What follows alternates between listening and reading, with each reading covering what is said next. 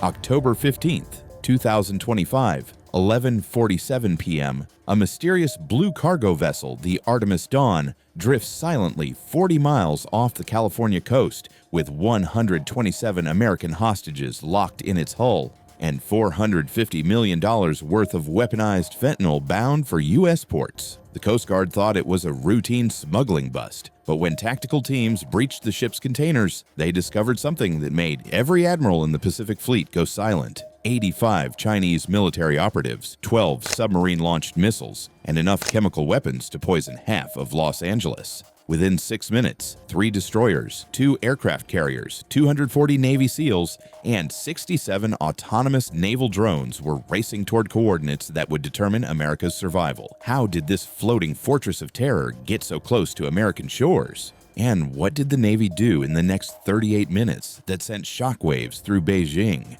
The Artemis Dawn wasn't just another smuggling vessel, it was a 400-foot Trojan horse disguised as a legitimate cargo ship, registered under a shell company in Panama, but operated by a joint cartel terrorist network with direct ties to foreign military intelligence. For 3 months, naval intelligence had been tracking unusual shipping patterns from Southeast Asia, but nothing prepared them for what satellite reconnaissance revealed at 11:30 p.m. that October night. The ship's manifest listed agricultural equipment and electronics, but thermal imaging showed human heat signatures concentrated in modified cargo containers welded shut from the outside. Advanced sonar detected metallic objects consistent with military-grade weapon systems hidden beneath false floors. Most alarming of all, radiation detectors aboard Coast Guard cutter Hamilton registered elevated levels suggesting the presence of enriched uranium or weaponized chemical compounds. Captain Maria Rodriguez of the Coast Guard's elite maritime security response team had seen her share of smuggling operations, but this felt different.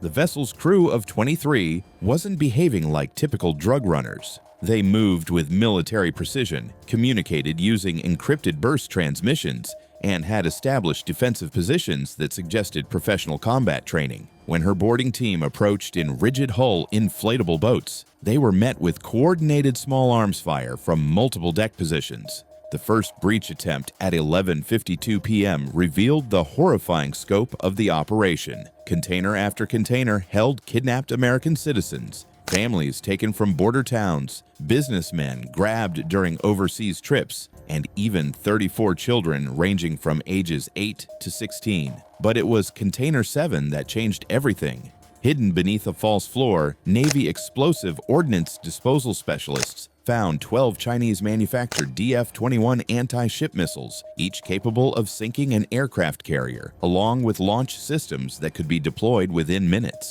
The chemical weapons cache was even more devastating. Intelligence analysts identified enough weaponized fentanyl to kill 2.3 million people, stored in aerosol delivery systems designed for maximum urban dispersal. Accompanying documents written in Mandarin and encrypted using military-grade ciphers revealed a coordinated attack plan targeting ports in Los Angeles, San Francisco, and Seattle. The timeline showed the attack was scheduled to begin in less than 6 hours. But the most chilling discovery came when SEALS breached the ship's command center. The 85 operatives weren't just smugglers or even conventional terrorists. They were Chinese naval special forces, complete with current military identification and sophisticated communication equipment, linking them directly to a submarine position 200 miles offshore. Intercepted transmissions revealed this wasn't an isolated incident, but part of a larger operation involving 7 similar vessels already positioned along the West Coast.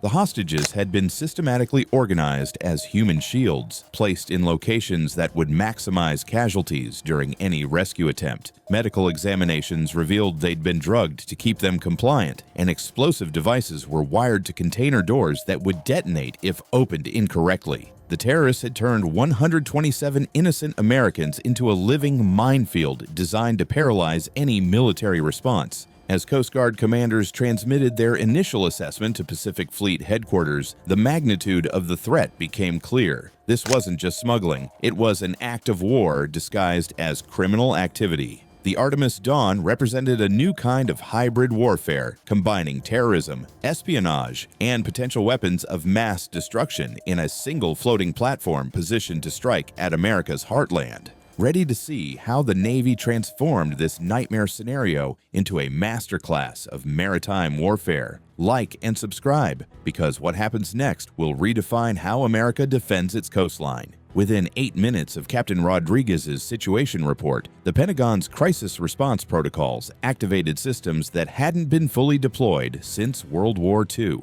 Admiral James Hammer Sullivan, commanding the Pacific Fleet from his flagship USS Ronald Reagan, immediately ordered a combat radius that turned 15,000 square miles of Pacific Ocean into America's largest maritime battlefield since Midway. The response was overwhelming and precise. Aircraft carrier USS Gerald R. Ford, with its complement of 78 F-35C Lightning II fighters and 24 FA-18 Super Hornets, altered course from routine exercises off Hawaii and began a high-speed transit toward the California coast. Its sister ship USS John F. Kennedy launched from San Diego with a full battle group, 6 Arleigh Burke-class destroyers, 4 Virginia-class attack submarines, and 2 Ohio-class guided missile submarines carrying a combined total of 462 Tomahawk cruise missiles. But the surface fleet was only the visible component of America's response. Beneath the waves, 12 unmanned underwater vehicles deployed from submarine launch tubes began mapping the ocean floor for additional threats.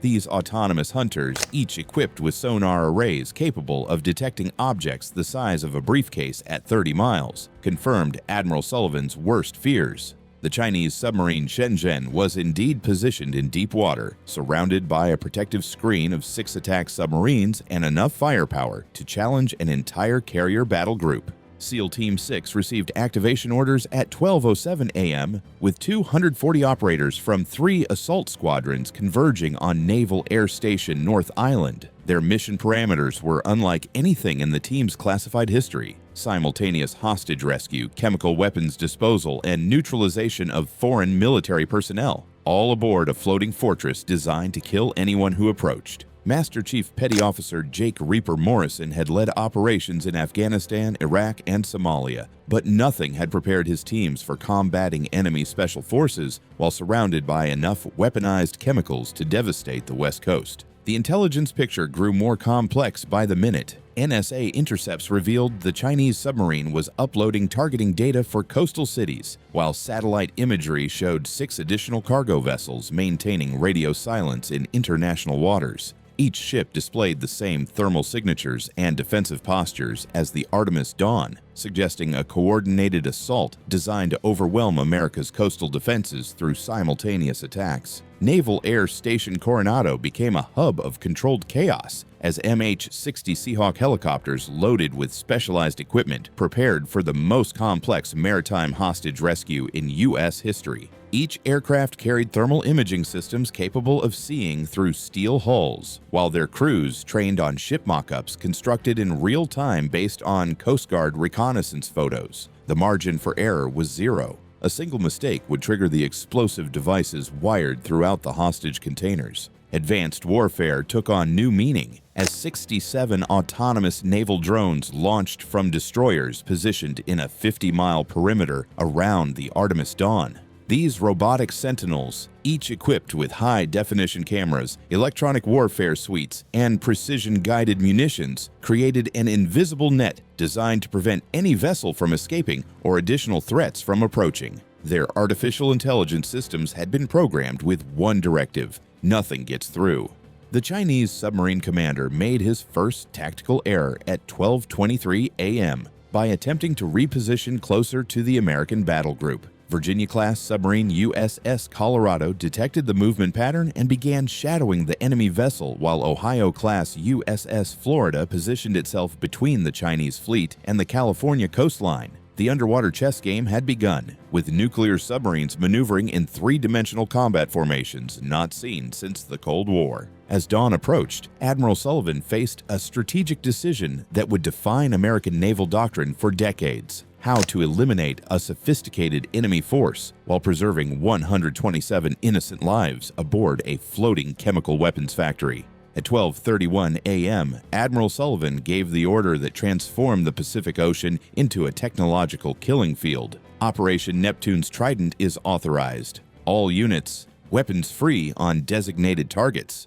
The first wave wasn't conventional warfare, it was electronic annihilation. Cyber warfare specialists aboard USS Gerald R. Ford launched coordinated attacks against the Artemis Dawn's communication systems, navigation equipment, and defensive networks. Within 90 seconds, the cargo ship's ability to coordinate with the Chinese submarine vanished, leaving its 85 operatives isolated and blind to American movements. But the enemy had prepared for this scenario. As soon as their communications went dark, the Chinese special forces aboard the Artemis Dawn activated predetermined defensive positions that turned the cargo vessel into a floating fortress. Heavy machine gun positions emerged from concealed deck compartments, while shoulder-fired surface-to-air missiles appeared at strategic points around the ship's superstructure. They weren't planning to surrender, they were preparing to take as many Americans as possible down with them.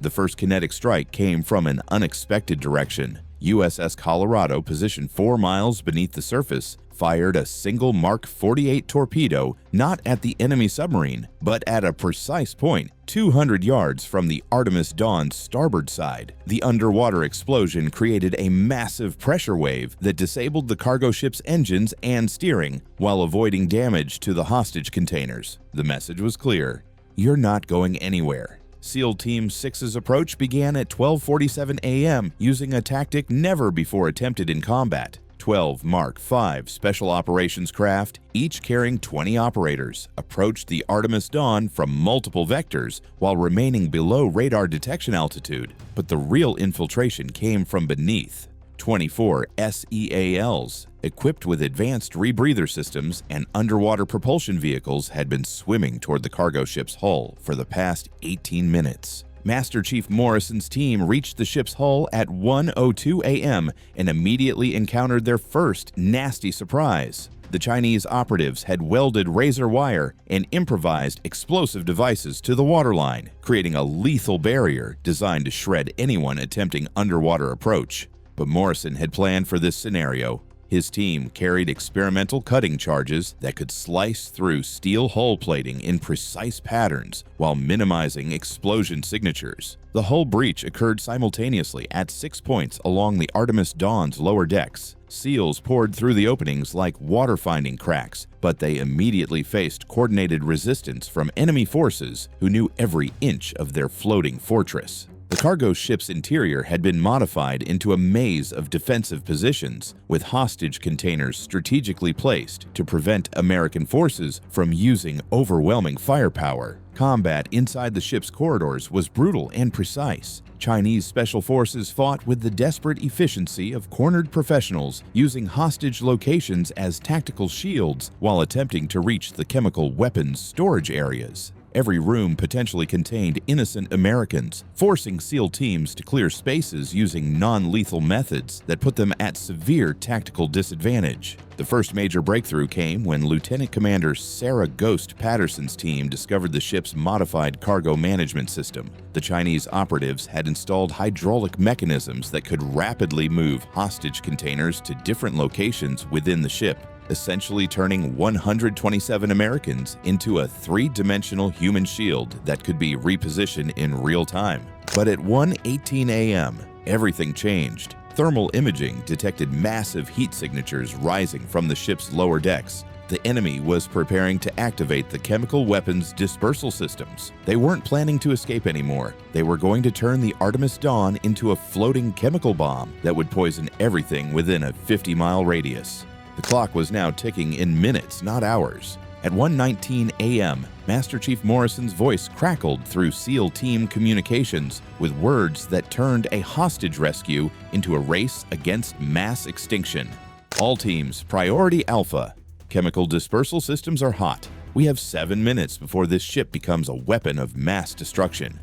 The Chinese operatives had activated their final contingency plan. Intelligence later revealed they'd been prepared to die from the beginning, viewing themselves as martyrs in a larger strategic operation designed to cripple American coastal cities. But they hadn't expected the Americans to adapt their tactics in real time using technology that shouldn't have existed. Lieutenant Commander Patterson's team made a discovery that changed everything. Hidden in the ship's engineering spaces, they found 34 American civilians who weren't just hostages, They were engineers, chemists, and military contractors who'd been kidnapped specifically for their expertise in chemical weapons systems. The Chinese operatives had been forcing them to modify the weaponized fentanyl dispersal systems, turning their own knowledge against their homeland. Dr. Jennifer Walsh, a chemical weapons expert from Lawrence Livermore National Laboratory, had been missing for 6 weeks. Despite torture and coercion, she'd managed to introduce subtle sabotage into the dispersal systems, modifications so sophisticated that only someone with her clearance level and expertise could have implemented them. The primary triggers are reversed, she whispered to Patterson's team. If they try to activate manual dispersal, they'll neutralize their own chemical agents. But the Chinese operatives weren't relying solely on the primary systems. At 1:24 a.m., thermal imaging revealed enemy forces moving toward backup dispersal mechanisms located in 3 separate parts of the ship. Each backup system was independently operated and positioned near hostage containers, creating a scenario where SEALs would have to choose between saving innocent Americans and preventing chemical weapons deployment. The solution came from an unexpected source. Admiral Sullivan authorized the deployment of experimental countermeasures that had never been tested in combat conditions. USS Gerald R. Ford launched 12 specialized drones, each carrying neutralizing agents designed to chemically bind with weaponized fentanyl and render it harmless. These aerial robots could inject neutralizing compounds directly into the ship's ventilation systems, but only if SEAL teams could provide precise targeting data from inside the vessel. Combat intensified as Chinese special forces realized their window for successful deployment was closing. They initiated a coordinated counterattack designed to overwhelm American forces through simultaneous assaults on multiple decks. Explosions echoed through the ship's hull as enemy operatives used grenades and demolition charges, accepting that some hostages might be killed in exchange for mission completion. SEAL Team 3, led by Lieutenant Jake Viper Rodriguez, encountered the most dangerous resistance in the ship's forward compartments. 18 Chinese operatives had established a defensive position around the primary chemical weapons storage area, protected by advanced body armor and armed with weapons that suggested they'd been planning this operation for months. The firefight was savage and close quarters, with Americans using night vision and thermal imaging to maintain tactical advantage in the ship's darkened corridors. At 1:31 a.m., the first major tactical breakthrough occurred. Patterson's team successfully secured the ship's central computer system and began uploading targeting data to the neutralizing drones circling overhead. But their success triggered a response none of them had anticipated. The Chinese submarine Shenzhen began launching torpedoes toward the American battle group, attempting to create enough chaos to allow the Artemis Dawn to complete its mission. Underwater warfare erupted as USS Colorado and USS Virginia engaged multiple enemy submarines in 3-dimensional combat. Torpedo explosions created massive pressure waves that could be felt aboard the cargo ship, where SEAL teams continued fighting room by room to prevent chemical weapons deployment. With 4 minutes remaining before dispersal activation, Master Chief Morrison received intelligence that made his blood run cold. At 1:33 a.m., Morrison learned the terrifying truth. The Artemis Dawn was only the beginning. Satellite intelligence revealed the 6 additional Chinese cargo vessels had simultaneously activated their own chemical weapon systems, creating a coordinated attack designed to poison every major West Coast port from Seattle to San Diego. But Admiral Sullivan had anticipated this scenario. Operation Neptune's Trident expanded into the largest coordinated maritime strike in U.S. naval history. 7 carrier battle groups, 156 guided missile destroyers, 67 attack submarines, and 1,240 aircraft engaged enemy forces across 400 square miles of Pacific Ocean in a simultaneous operation that lasted exactly 23 minutes. The Artemis Dawn's fate was sealed at 1:36 a.m. when SEAL teams successfully uploaded final targeting coordinates to neutralizing drones. 12 robotic aircraft injected chemical binding agents directly into the ship's ventilation systems, while Patterson's team manually reversed the remaining dispersal mechanisms. Dr. Walsh's sabotage proved decisive when Chinese operatives attempted emergency activation. Their own chemical weapons neutralized themselves. Master Chief Morrison's teams eliminated the final 31 enemy combatants in close quarters combat that showcased American tactical superiority. Every SEAL operator survived, while all 127 hostages were successfully extracted without serious injury. The chemical weapons cache, valued at $450 million, was secured and later destroyed under controlled conditions. The naval battle's outcome was devastatingly one-sided. All 7 Chinese cargo vessels were either sunk or captured, with 847 enemy operatives killed or captured. The submarine Shenzhen and its escort vessels were destroyed by coordinated torpedo attacks, sending a clear message to Beijing about the consequences of hybrid warfare against American civilians. Intelligence analysis revealed the operation's true scope, a test of American coastal defenses designed to identify vulnerabilities for future large-scale attacks. Documents recovered from the Artemis Dawn showed plans for similar operations targeting European ports, suggesting this was merely the opening phase of a broader strategic campaign. The financial impact was staggering. Seized assets totaled $2.3 billion in weapons, drugs, and advanced technology. But more importantly, the operation demonstrated America's ability to coordinate complex multi-domain warfare in real time, combining cyber operations, naval combat, special forces, and advanced technology into an integrated response system. 6 months later, no foreign military vessel approaches within 200 miles of American coastlines without explicit authorization. The message was received in Beijing, Moscow, and Tehran. American waters are defended by the most advanced naval force in human history, backed by operators who will sacrifice everything to protect innocent civilians. The Navy doesn't just defend our coasts, it defines the rules of engagement for anyone foolish enough to threaten American lives. Subscribe for more classified operations that prove why America rules the waves, and hit that notification bell because you never know when the next threat will emerge from the depths.